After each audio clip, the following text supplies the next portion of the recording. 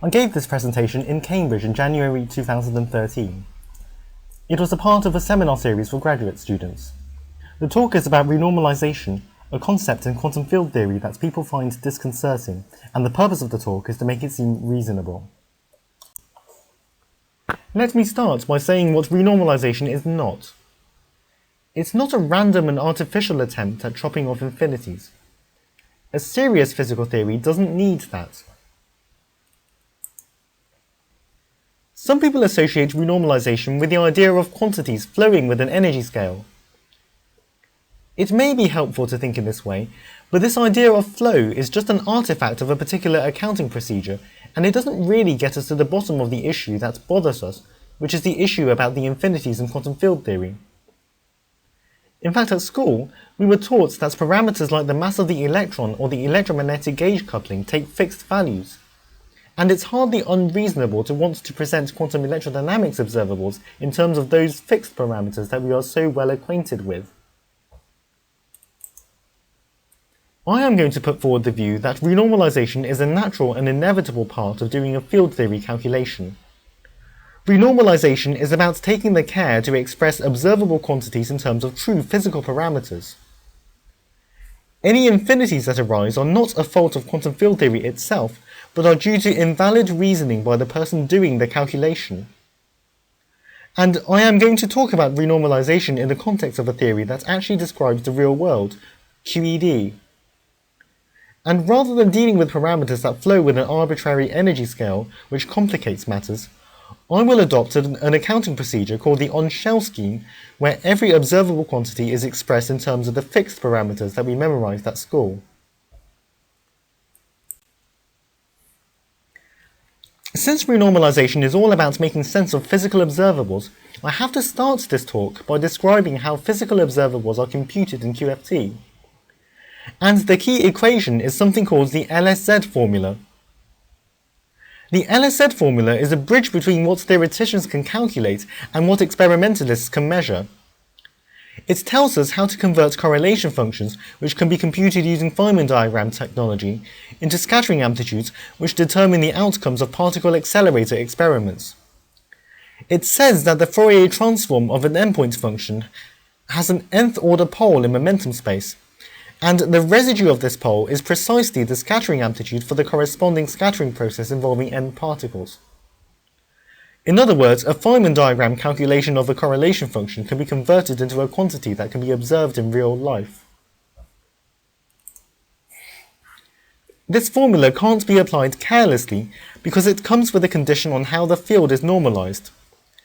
The condition is that the field operator, acting on the vacuum state, creates particle states with unit norm. It is easy to see that this normalization condition holds automatically in a free theory, but it's not guaranteed to hold in an interacting theory. If the normalization condition does hold, then great! You can go ahead, compute an endpoint function, plug it into the LSZ formula, and get a scattering amplitude which you can observe. If not, then before you can use the formula, you have to adjust the normalization of the field. In other words, you have to re-normalize it. So the all-important LSZ formula comes with a condition on how the fields are normalized. Is there an easy way to check whether this normalization condition is satisfied? There is a way, and the place to look is the exact two-points function. In a free theory, the exact two-points function takes a very simple form. It's just I over the momentum squared minus the mass squared. But in an interacting theory, the exact two-points function is a very complicated quantity dependent on many different Feynman diagrams. Yet there is a remarkable theorem which states that the exact two-point function always has a pole, and the position of the pole is the physical mass of the particle in the theory. And also, provided that the LSZ normalization condition is satisfied, the pole has residue 1. So if you want to check the LSZ normalization condition, you could compute the exact two-point function and see if it has a pole with residue 1. Should the residue turn out to be something else, then you must adjust the normalization of the field before using LSZ. And as a bonus, the pole structure gives you a second piece of useful information, which is that the position of the pole in momentum space is the physical mass of the particle. So if the mass parameter that you're using in your calculation fails to coincide with the position of the pole, then you must adjust the value of your mass parameter before doing anything else. We now have a two-stage recipe for computing physical observables in QFT. The first thing you must do is look at the pole structure of the exact two-point function. If the pole of the two-point function doesn't coincide with your mass parameter, then your mass parameter needs adjusting. And if it doesn't have residue 1, then the normalization of the field needs adjusting. Only after you have made those adjustments can you legitimately apply the LSZ formula to convert Feynman diagrams into observable scattering amplitudes. Now let's put this into the context of QED. A typical QED quantity that we might be interested in calculating is the cross-section for the scattering between an electron and a photon. The LSZ formula tells us what to do. We have to calculate the correlation function for two gauge fields and two fermion fields. If you immediately put this correlation function into the LSZ formula, your scattering amplitude will have divergences. But that's not because there's a problem with QED. It's because there's a mistake in the calculation, and the mistake is that we skipped the first half of the recipe.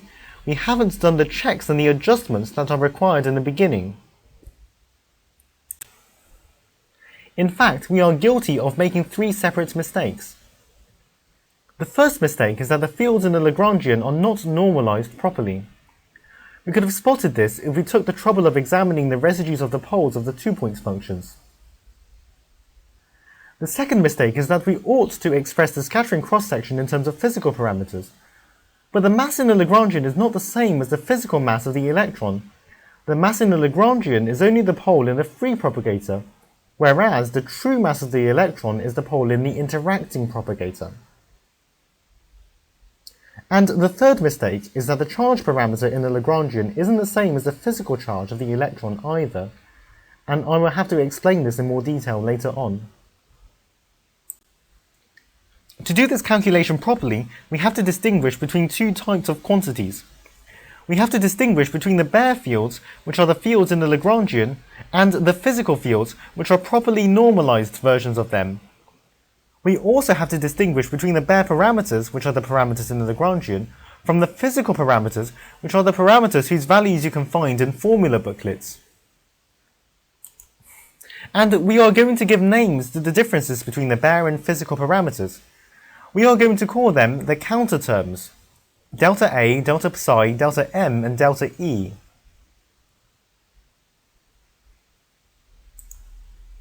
Having defined the counter terms, we are going to write out the Lagrangian again, this time in terms of the physical fields and the physical parameters.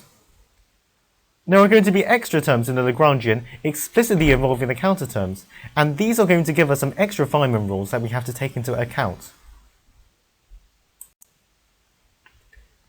This is the accounting procedure that we are going to follow. First, you write down the Feynman rules for the physical fields, including those extra rules that involve counter terms. Then, using these Feynman rules, you calculate corrections to the QED propagators and the vertex to whatever order in perturbation theory you require. Now comes the crucial calibration step, where you tune your counter terms in such a way as to ensure that your physical quantities are normalized in the way that you want.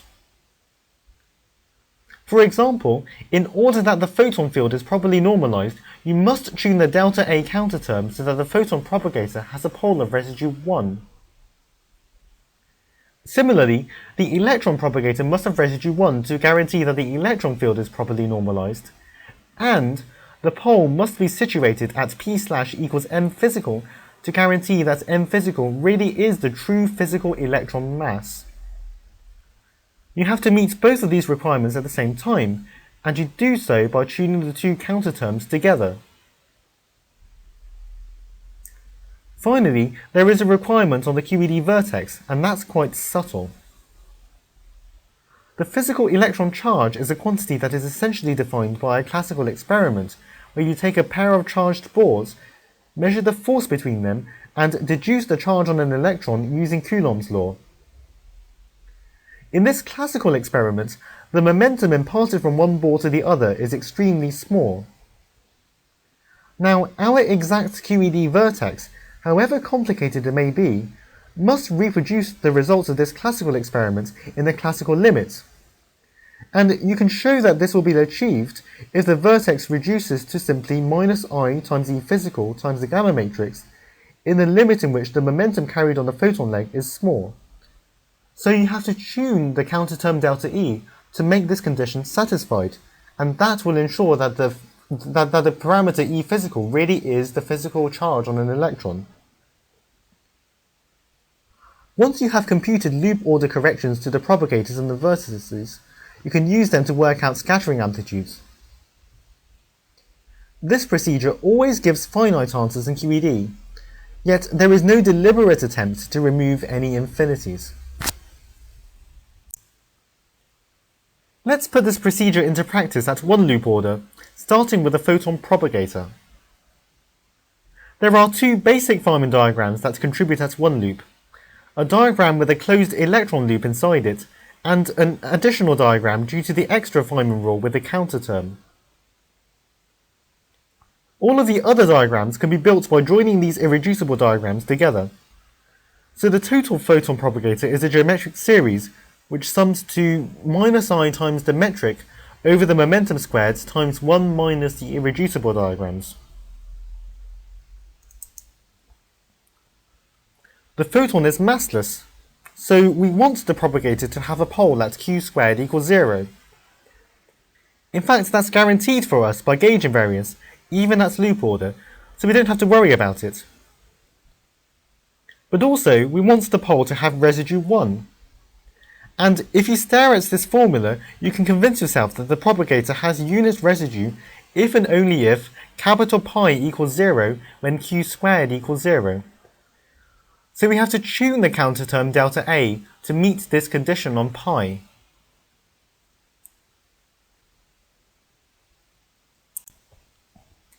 Now we run into a temporary difficulty, which is that one of our diagrams has an integral over momentum space which is divergent in the UV.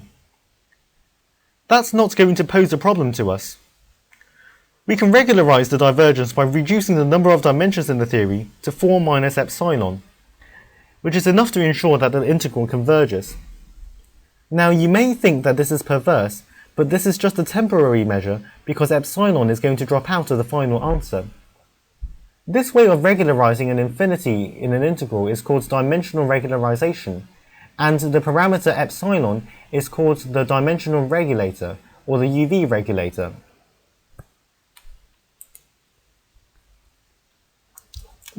But in 4 minus epsilon dimensions, E physical has dimensions of mass to the power of epsilon over 2. So in order to keep the coupling constants dimensionless as we change the number of dimensions in the theory, we're going to have to replace E with E times mu to the power of epsilon over 2, where mu can be any number you like with dimensions of mass. Again, this seems strange, but this is also a temporary measure because mu will drop out of the final answer as well. Sometimes it's convenient to work with a quantity called mu tilde, which is just mu scaled by a numerical factor. Now that the integral is no longer UV divergent, we can evaluate it to give this expression here. At the moment, it looks like it depends on the UV cutoff epsilon and also depends on the arbitrary mass scale mu. But we're not done yet. We have to tune the counter term to meet a condition about the residue of the pole of the propagator. And if we do that, we end up with this counter term, and what's left as the final expression for the loop order correction to the propagator is a finite quantity. The loop order correction to the propagator depends on the physical charge and depends on the physical mass. But it doesn't depend on the UV cutoff epsilon, and it doesn't depend on the arbitrary mass scale mu. All of the epsilon dependence, as well as all of the mu dependence, has been absorbed by the counter term. We didn't deliberately arrange for the infinities to be soaked up by the counter term. We actually introduced the counter term to ensure that the photon field has the right normalization for computing physical observables. Yet this in itself was enough to resolve the problem about the UV divergence.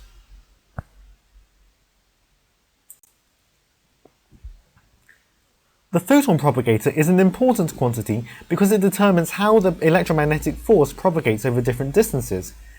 In other words, it determines the Coulomb potential. And what we've just calculated is the QED correction to the Coulomb potential. At small momentum, our calculation reproduces the classical Coulomb potential, but it adds a correction of order e to the 4 in the form of a delta function. This correction alters the energies of the electron orbitals in atoms, but only the s orbitals, which are the orbitals that penetrate to the nucleus and feel this delta function. This effect has been measured and is considered to be one of the precision tests of QED. At large momentum, the Coulomb potential has a log dependence on Q. This is telling us that as momentum increases, the electromagnetic force becomes stronger, and this is a famous property of quantum electrodynamics.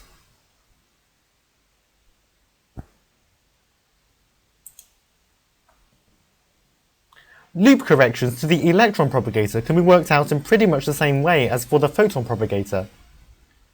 There are two irreducible diagrams to consider: a photon loop diagram and a counterterm diagram. As before, you can sum up all the loop corrections as a geometric series, and you end up with the expression I over p/-m physical minus the irreducible diagrams. We have to meet two conditions this time, namely that the pole of the propagator must be at p/=m physical, and the pole must have residue 1. This is to ensure that m physical really is the physical mass of the electron, and to ensure that psi has the right normalization. We have to tune both of these counterterms at the same time to meet both of these conditions.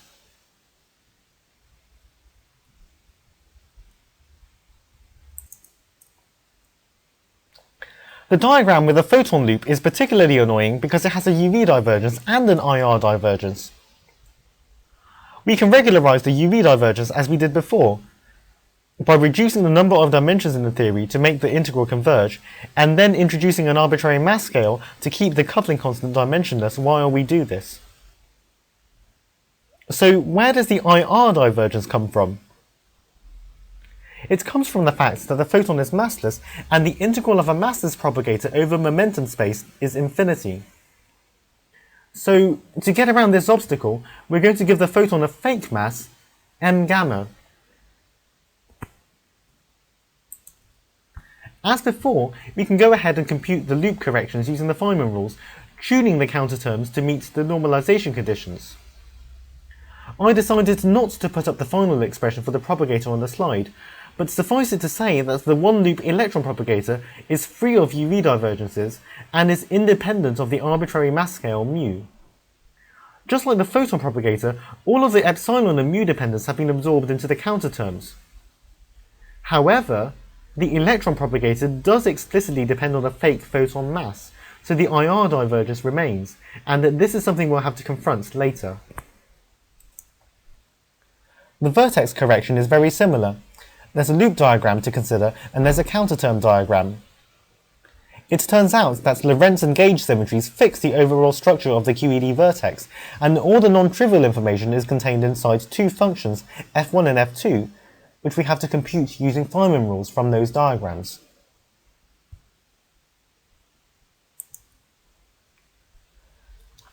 The condition that we want to impose on the vertex is to ensure that E physical really is the same thing as the electric charge measured in the classical Coulomb law experiment.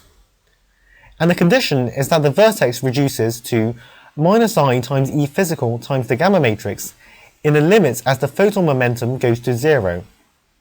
And we do that by tuning delta E so that F1 equals 1 when Q squared equals 0.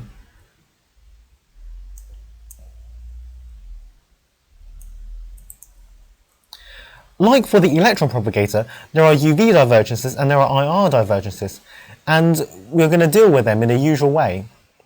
If we follow the procedure again, we're going to get functions f1 and f2, which are independent of epsilon and mu, but are dependent on a fake photon mass.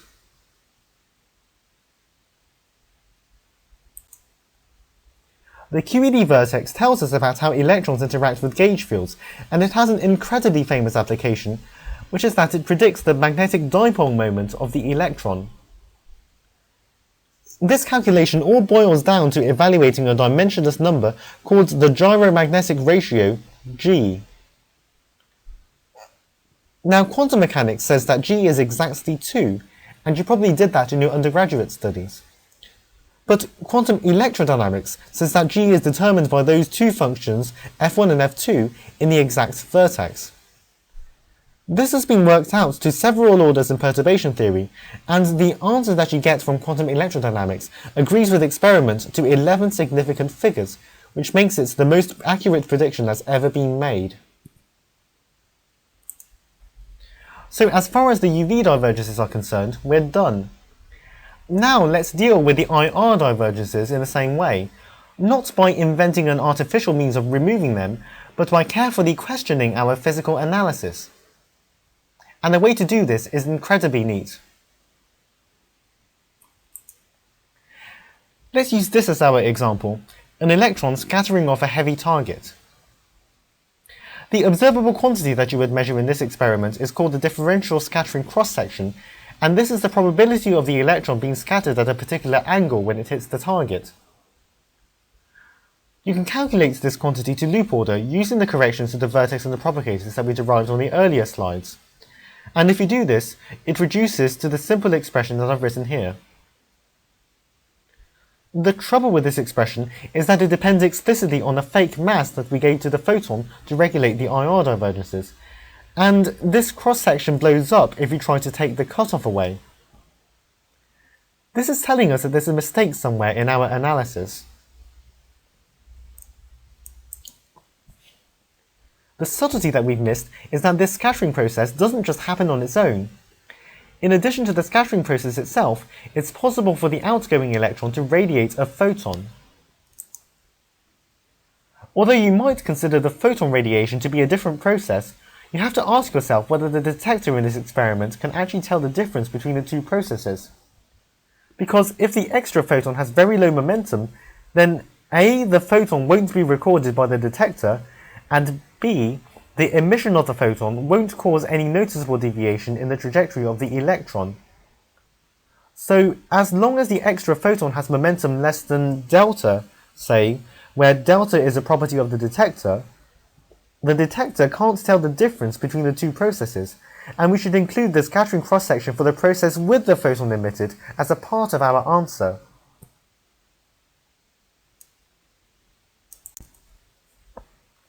The scattering cross-section of the original process depends on the fake photon mass.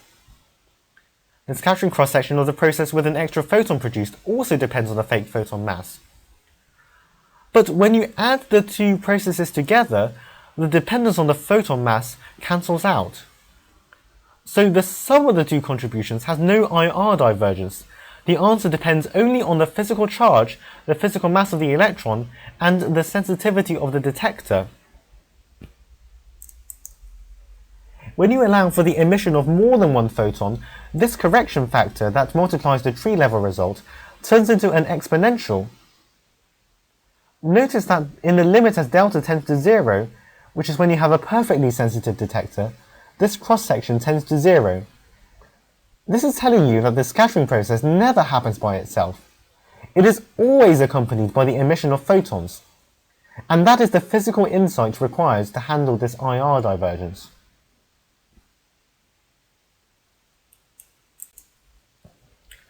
Up until now, we've been following a procedure called the on-shell renormalization scheme. This is a scheme where physical predictions are expressed in terms of fixed physical parameters. The UV regulator epsilon and the arbitrary mass scale mu get absorbed by the counter terms, leaving no arbitrary parameters in the final answers. So, what happens if we try to apply this procedure to quantum chromodynamics? Immediately, you hit a conceptual problem. What value are you going to assign for the mass of a quark? Well, you can't assign one because you can't measure a quark on its own. Quarks are always bound inside baryons and mesons. And what value are you going to assign to the QCD coupling? You don't know because you can't do the analogue of the classical Coulomb law experiment with a strong force.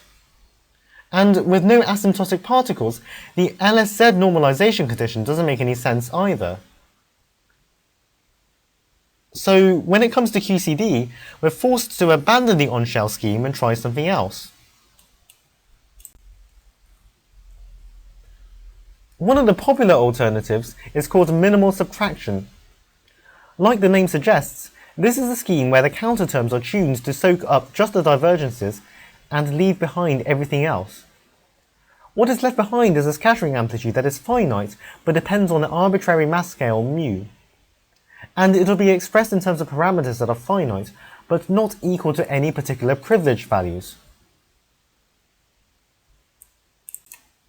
It's best to explain this using an example, so let's go back to QED and compare the two schemes in the case of the photon propagator. In the on-shell scheme, the counter term automatically soaks up the epsilon and mu dependence, and you're left with a propagator that depends just on the physical electron mass and the physical unit of electric charge. Also, the propagator has residue 1, which is good.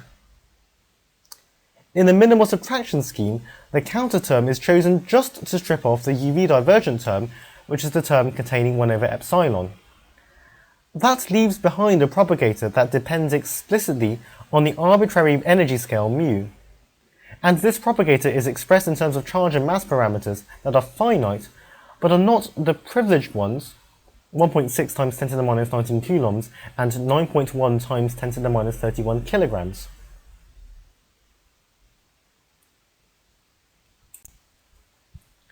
Let's also look at what the minimal subtraction scheme gives us for the Coulomb potential.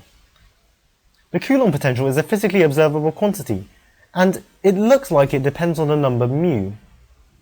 But mu is not a genuine parameter, it's just a made-up number that we introduce in the middle of our calculation. So the Coulomb potential shouldn't depend on mu.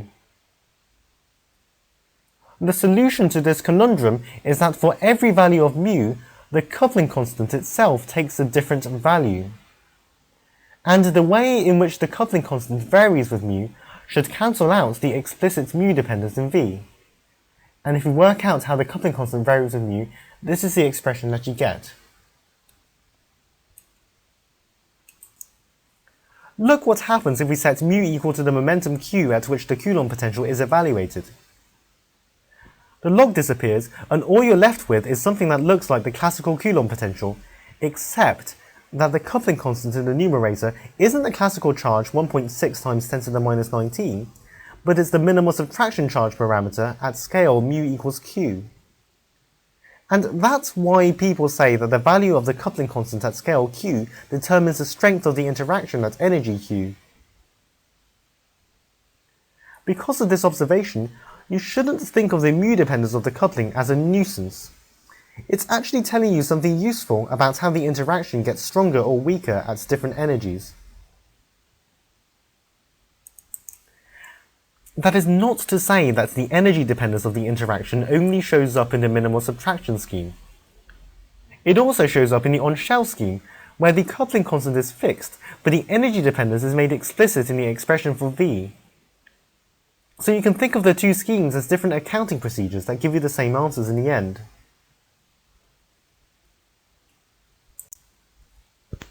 So what's the point in giving a talk about the on-shell scheme if it's just another accounting procedure? Well, some accounting procedures are easy to implement and others are easy to understand. And the on-shell scheme is easy to understand. It is the one scheme that makes it clear that renormalization is not a deliberate attempt at removing infinities at all. It's just about taking care to express observable quantities in terms of true physical parameters. QED doesn't have any infinities, and any time a calculation gives you an infinity, it's a sign that there's a mistake in the physical analysis.